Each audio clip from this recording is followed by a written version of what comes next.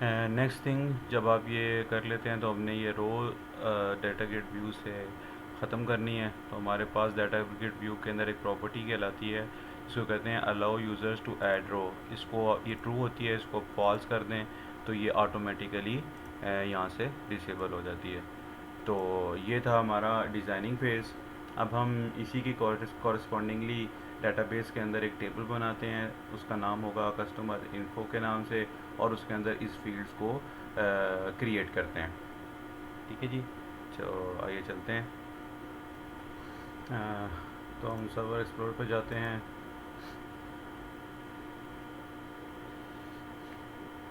यहाँ पे हम एक नया टेबल ऐड करते हैं, add new table.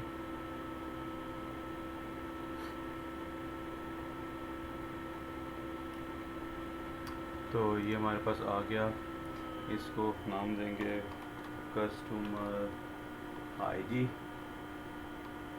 And then customer name. ये हमारे पास वाचर आ जाएगा, कस्टमर एड्रेस, ये भी हमारे पास वाचर आ जाएगा, कस्टमर सी एन आई सी आ जाएगा, that would be integer, and then customer mobile, and that also be that column name, column data type must be an integer variable। तो इस टेबल का नाम चेंज करते हैं, इस टेबल का नाम होगा कस्टमर इन्फो के नाम से। ओके जी, नेक्स्ट हम इस का स्क्रिप्ट अपडेट करते हैं।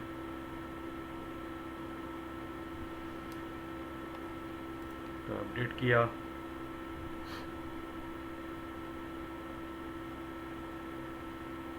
Update successful. यहाँ पे हमारे पास इसको रिफ़्रेश करते हैं तो ये कस्टमर इन्फो के नाम से टेबल हमारा बन चुका है। तो आइए अब इसके अंदर जो बैकएंड की कोडिंग है उसको लेके चलते हैं, और एज इट इज़ जैसे हमने कार रजिस्ट्रेशन के अंदर हमने सारा काम किया था, हम इसी तरह यहाँ पे भी इसका कार रजिस्ट्रेशन के अंदर add previous menu update delete का सारा काम किया था। सेम उसी तरह हम यहाँ पे भी कस्टमर रजिस्ट्रेशन के अंदर, कस्टमर इंफॉर्मेशन के अंदर कस्टमर की रजिस्ट्रेशन को पूरा करते हैं। एक चीज़ जो हमारी रह गई कस्टमर इंफॉर्मेशन में, वो रह गया है कि हमने इसको इस आइडेंटिटी नहीं बनाया ताकि ये ऑटो इंक्रीमेंट इसके अंदर इसकी ये होती रहे। इसके ट्रू कर देंगे तो ये ऑटो इंक्रीमेंट पे कस्टमर आईडी ऐड होती रहेगी। सेम इसको अपडेट कर देते हैं।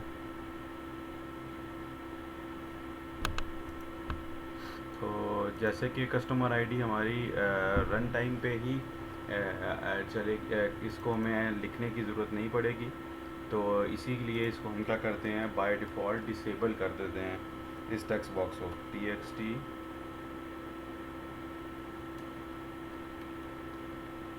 txt cust id dot enable is equal to false.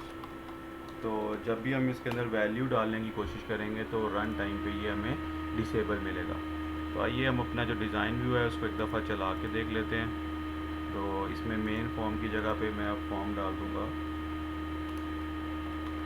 Customer information का।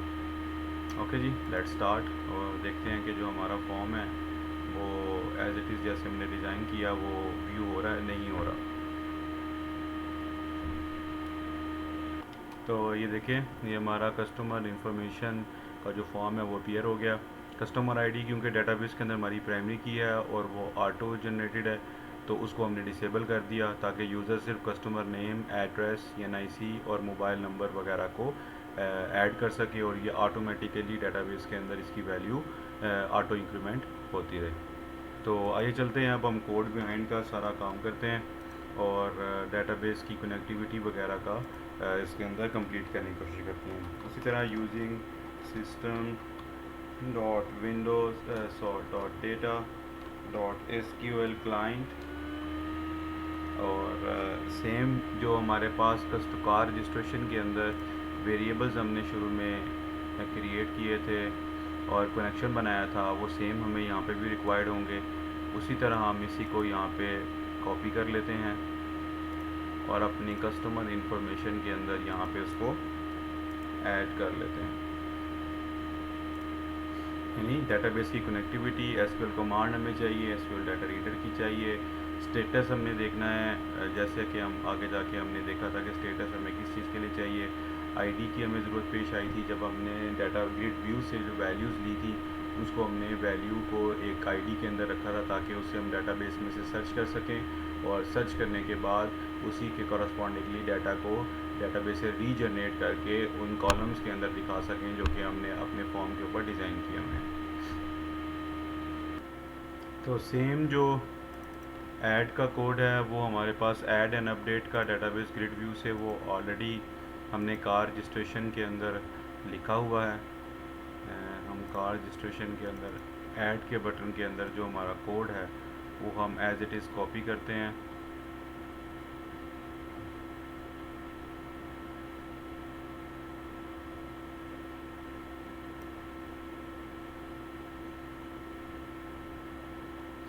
ये हमने कॉपी किया और कस्टमर इंफॉर्मेशन के अंदर इसको पेस्ट कर दिया। तो we need to change certain यहाँ पे वैल्यूज़, क्योंकि हमें पहले टेक्स्ट बॉक्स जो उसके अंदर था कि हमने चेक करना था ये पहला जो रजिस्ट्रेशन नंबर है वो एम्प्टी नहीं हो, क्योंकि वो हमारी प्राइमरी की थी। वो चीज़ हमें यहाँ पे रिक्वायर्ड नहीं है, हम यहाँ से इसको रिमूव कर देंगे।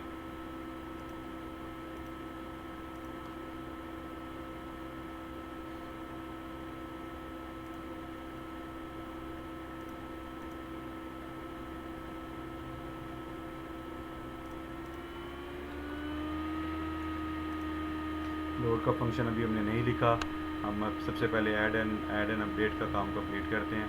अब जो हमारे पास क्यूरी है वो थोड़ी चेंज हो जाएगी। वो क्यूरी हमारी कोडिंग हो जाएगी अकॉर्डिंगली हमारी कस्टमर इंफॉर्मेशन के नाम से, कस्टमर इंफॉर्मेशन के नाम से कस्टमर इन्फो में हमने ऐड करना है।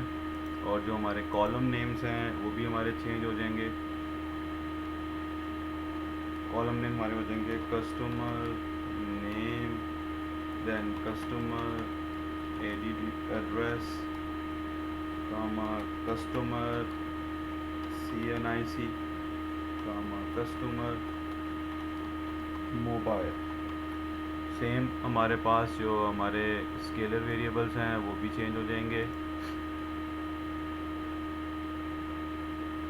आ जाएगा customer name @ customer, next one is address, customer CNIC, customer mobile। Good जी, ये था हमारे पास, यही हमारे कॉलम नेम भी थे। अब हमारे पास जो पहला है that is customer name,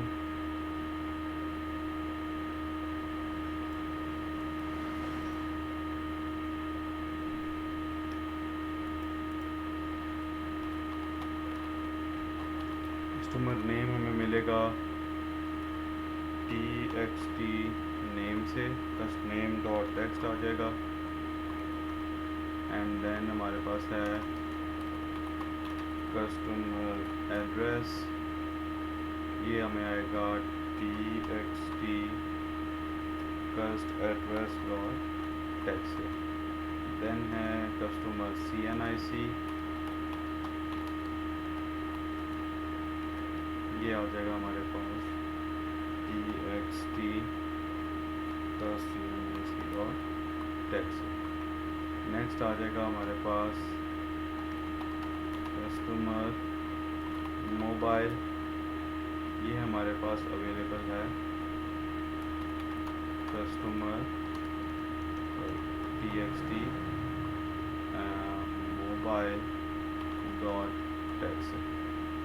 okay जी, तो ये हमारा जो इंसर्ट का फंक्शन है वो एज इट इज़ अपडेट हो गया, और अपडेट होने के बाद अब एज इट इज़ अपडेट हो गया अकॉर्डिंगली हमारे इस न्यू जो टेबल है उसके अकॉर्डिंगली। इसी तरह हमारे पास जो हमारा अपडेट का है फंक्शन उसको भी हम कर लेते हैं। हमारे पास है अपडेट कस्टमर इन्फो, एंड अब हमारे पास यहाँ पे आ जाएगा, मेरा रजिस्टर नंबर नहीं है, दैट इज़ कस्टमर नेम, ये हमारे पास अवेलेबल है txt नेम डॉट टेक्स्ट के साथ। And second thing is customer address, ये हमें मिलेगा txt एड्रेस डॉट टेक्स्ट से। थर्ड कॉलम जो हमारा है दैट इज़ कस्टमर CNIC, ये हमें मिल जाएगा txt इसका CNIC डॉट टेक्स्ट की प्रॉपर्टी से।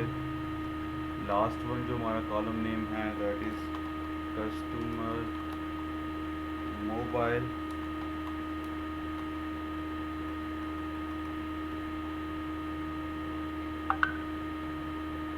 ये हमें मिल जाएगा txt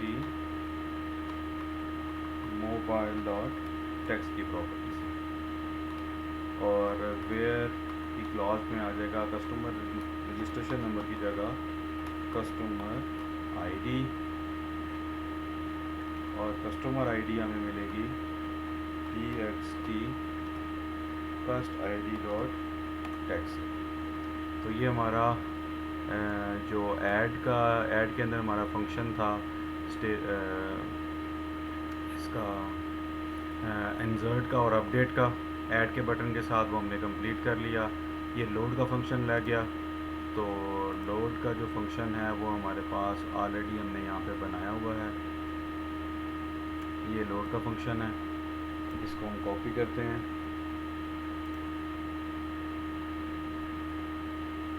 और यहाँ पे इसको ऐड कर देते हैं।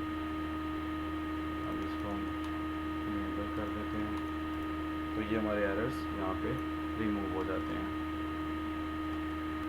सो लेट्स सी कि जो हमने ऐड का फंक्शन बनाया है वो ऐड का फंक्शन हमारा परफॉर्म हो रहा है या नहीं हो रहा। तो ये हमारे पास आ गया हमारा फॉर्म, इस पर हम लिखते हैं नाम address ABC street number 6 Singapore CNIC 3456 and then mobile number,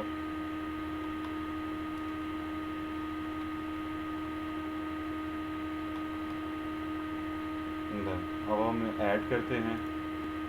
हमारे पास एक एरर आ गया, वो एरर है invalid column name customer CNIC और एड्रेस के ऊपर।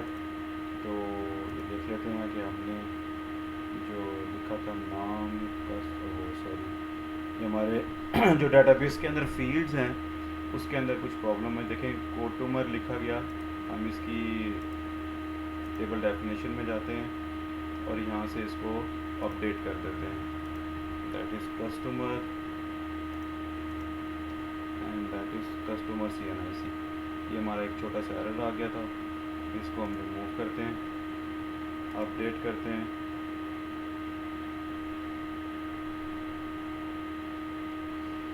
सक्सेसफुल दोबारा चलाते हैं, तो again John ABC street 9 Singapore mobile and then हम ऐड का फंक्शन दबाते हैं। Again we have an error कि हमारा जो कस्टमर हाँ हमने डैश डाल दी, क्योंकि वो डैश डालते हैं तो वो एनवाचार के अंदर चला जाता है उसकी डाटा टाइप। तो इसकी वजह से क्योंकि हमने उसको इंटीजर रखा था, तो इस टाइप की जो एंट्री है CNIC की वो हम इसके अंदर नहीं कर सकते। तो अगेन हम टेबल डेफिनेशन में जाते हैं और CNIC के अंदर उसको एनवाचार करके कर देते हैं, ताकि अगर हमने CNIC की ऐसी ही एंट्री डालनी है डैशेस के साथ तो वो डैशेस इसके अंदर इंक्लूड की जा सके। नहीं तो हमें विदाउट डैशेस अपना total CNIC number as it is add करना होगा। अपडेट हो गया। Again let's start. John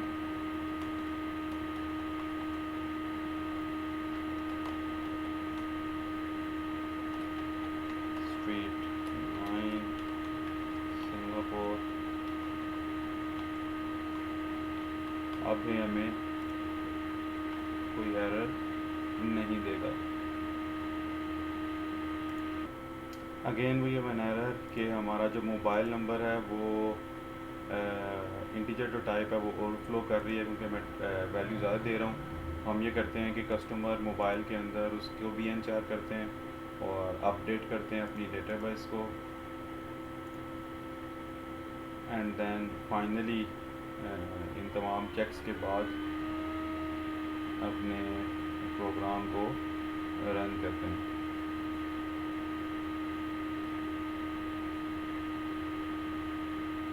okay जी, लेट्स होप कि अब इस दफ़ा कोई एरर नहीं आएगा।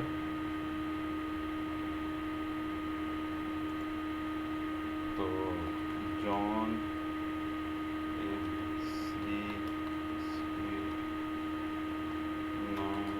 सिंगापुर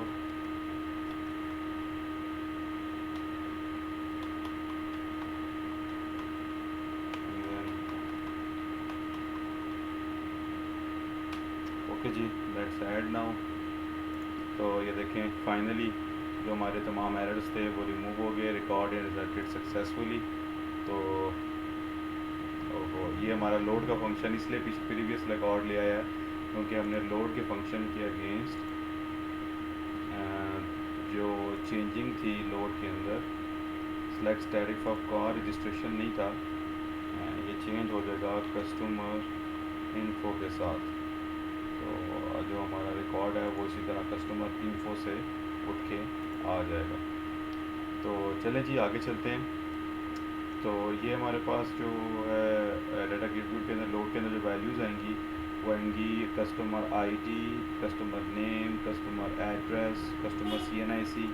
एक हमें और ऐड करना पड़ेगा, that is number 4, column number 4, जो कि हमारा कस्टमर मोबाइल होगा, ताकि वो 4 तमाम की तमाम वैल्यूज़ उठ के अकॉर्डिंगली हमारे ग्रिड व्यू के अंदर शामिल हो जाएं।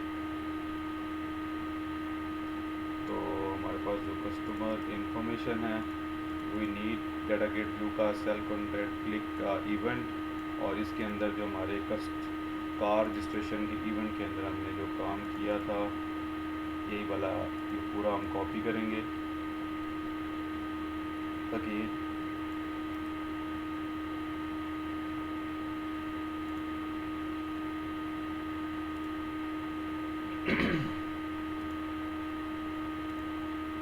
और यहाँ पे इसको पेस्ट कर लेंगे।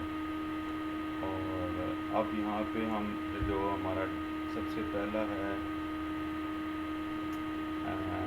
अपडेट का बटन क्लिक हुआ, row index status fall grade 0 से, यानी उसके अंदर से ID आ जाए। और गेट डाटा का जो फंक्शन है उसको भी हम कॉपी कर लेते हैं, data this one.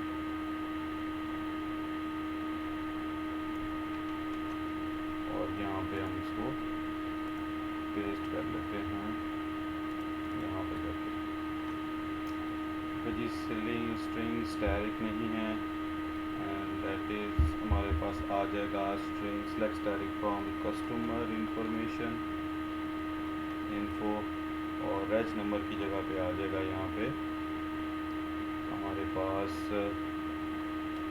Customer ID, और यहाँ पे जो हमारे पास फील्ड्स बनेंगी वो आएंगी सबसे पहले, क्योंकि RD 0 है तो हमारे पास जो TXT कस्ट ID है डॉट एक्स उसके अंदर वैल्यू चली जाएगी। सेकंड है number 1 and that is customer name, तो कस्टमर नेम के टेक्स्ट के अंदर ये प्रॉपर्टी वैल्यू चली जाएगी and that is customer third one is customer address and fourth one is customer CNIC and last one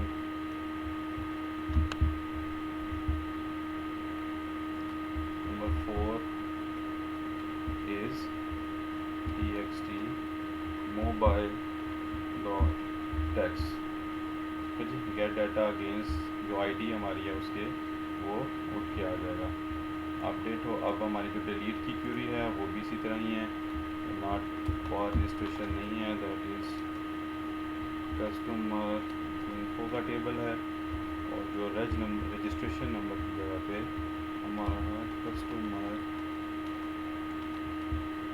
ID और deleted update वाला भी हमने कर लिया और गेट डाटा वाला भी हो गया। तो ये हमारा फॉर्म कंप्लीट हो गया। तो एक इसके अंदर रह गया है प्रीवियस मेन्यू का, प्रीवियस मेन्यू के अंदर सॉरी कस्टमर इंफॉर्मेशन, तो यहाँ पे हम लिखेंगे दिस डॉट क्लोज। ओके जी, तो आइए अब इसके तमाम के तमाम ऑपरेशंस एक दफ़ा चला के देख लेते हैं।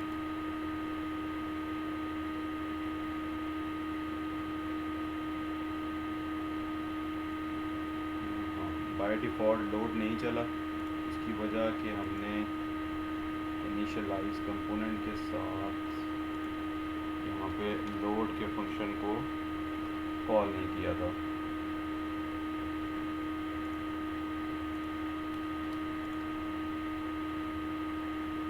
तो अब चलाते हैं। तो मेरे डेटाबेस के अंदर जो हमने वैल्यू डाली थी वो आ गई है, इधर एडिट एंड डिलीट नहीं आ रहा, इसको देख लेते हैं।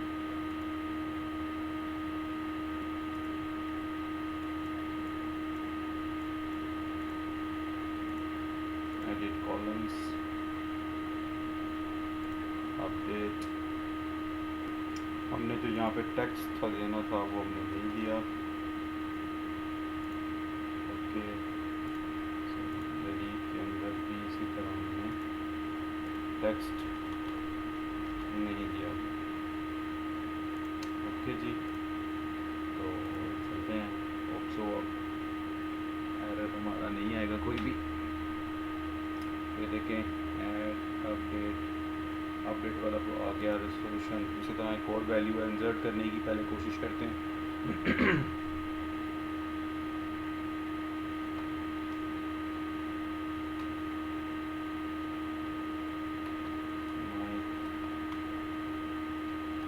सिंगापुर एंड देन ऐड, इसी तरह अपडेट करते हैं दिस इंफॉर्मेशन। हमारे पास ये एरर आया object reference not set to an instance of an object, इसको देख लेते हैं।